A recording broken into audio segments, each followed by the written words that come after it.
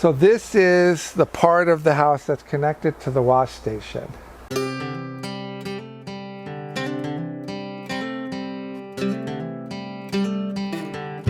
This house is kept above freezing. There's a wash station which is attached to it, so there's water lines which I don't want to empty every day, so we have to keep it above freezing. But that enables us to grow some, more interesting crops. We'll do radishes, which aren't in here now, but they will get planted soon because they can't really freeze. You can't have French breakfast radishes freezing. Hackeri turnips you can do in here. But throughout the majority of the winter, I'm growing a lot of arugula. So all of this is arugula, right? Multiple cuttings. These were planted, we started planting them in September as we were taking cucumbers were in here in the summer, so we started taking those down. And as we took them down, I just started planting arugula. And this way, as they get turned over, we have more coming in. But the key is in the winter just getting multiple and multiple cuttings because it doesn't bolt as quickly in the winter. During February, right now, days can get really hot. So it's important to have venting in the house so that it doesn't get too hot. I like to keep it, around 55 degrees at the highest if I can. Just because I don't want this stuff to bolt, really. That's what it's about. Because I want it to last for as long as possible. Because it takes much longer to start it than it does for it to regrow after a cutting. And back here we can see this started to bolt. We got a few cuttings out of it. It was one of the earliest plantings of arugula. So it's already been turned over and reseeded. And you can see the seeds are already coming through. And that's not bad for first week in February. We have arugula already started. And it'll probably be ready in March sometime. And that'll be probably just when we need it, just when the other stuff is really, has to be turned over and we have nothing left. This will start to come through. The other thing we have in here is chard. Now, chard doesn't have to be in a house that's heated. It's going to survive. But in here, it's going to grow a lot faster and it's going to be a lot better looking. So I like to put a row in just because it's incredibly popular in the winter. I can bring, 10, 15 totes to a market and sell it all. In the summer, there's no way. It's just, there's too much competition. But in the winter, it's an incredibly popular crop. So I like it because it grows fast in here with a little bit of heat. We do have some that's in non-heated, doesn't grow as fast. But I like to have more of it. But it looks really nice in here. It's all going to be really, really healthy.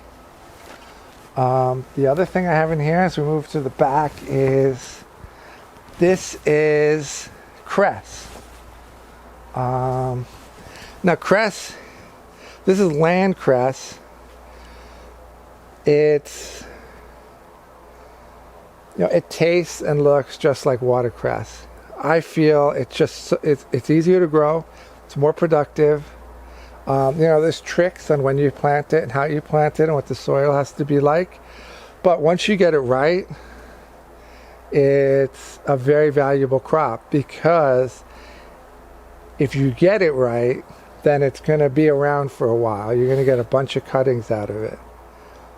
But it's all about getting it healthy and timing, but a wonderful crop. This is mostly a greens house, so we have a lot of different ways to water in here, and that's why we have hoses and drip, but that's a whole nother subject on why we do that. And one thing we have in here that we only have in the winter is our carrots, right? So these are all fresh carrots.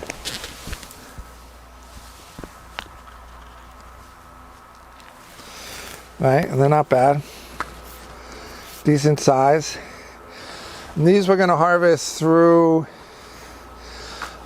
they're very thickly packed. Probably get a bunch, you can get 3 bunches a foot almost. But we'll harvest these through April.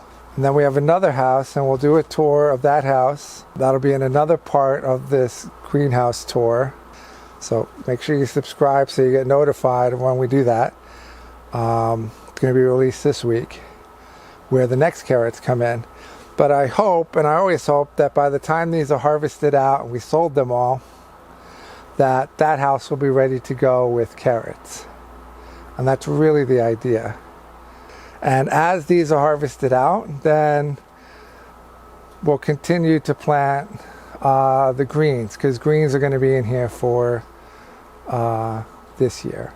So they'll just get replaced. And for these beds, it'll most likely be radishes. Radishes, the market is drowning in radishes when it comes to April and May. But if you can get radishes late March and early April, then they're valuable. And that's really what we'll try to do in here, is switch it over to some radishes. But we'll go head out to the back. And out in the back, in another video, we talked about the dandelions. And what's going to happen here is when these dandelions get their next cutting, which will probably be in a couple of weeks, then they'll come out, and then this is going to be peas. And so we use the whole back for peas. But we do that, we plant them in a certain way. We do a transplant on those so that we get really good production. And it's just for a few weeks to get, peas to the market extremely early. I want to get peas in the market end of April, early May, when they're really valuable and people really want them. So it's a whole wall of peas that we end up putting in here, and that's soon. It's just a way to take up this back part. It's a shorter house than most of our houses, so we don't have a door in the back getting in the way, so we can have a whole extra growing bed along the back. Once the summer comes, I stop growing in the back. I like to have the area here so that we can walk around and get around, and we don't necessarily need it like we need it in the winter. And then on the back wall we have a huge fan. It's the biggest fan on the farm. It's one of the really expensive ones. But the reason we have such a big fan is because it is the washing station, and we want to keep it cool. So I like to have cool vegetables in here, like arugula and the cress. And then we just keep it extremely cool in here by having a fan and shade cloth. Because you don't want your washing station, to be 85 degrees. That's not nice. You want it, a reasonable temperature. And that's what this does.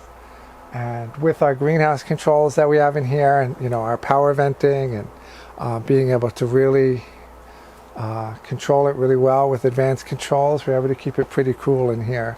Even in the middle of the summer.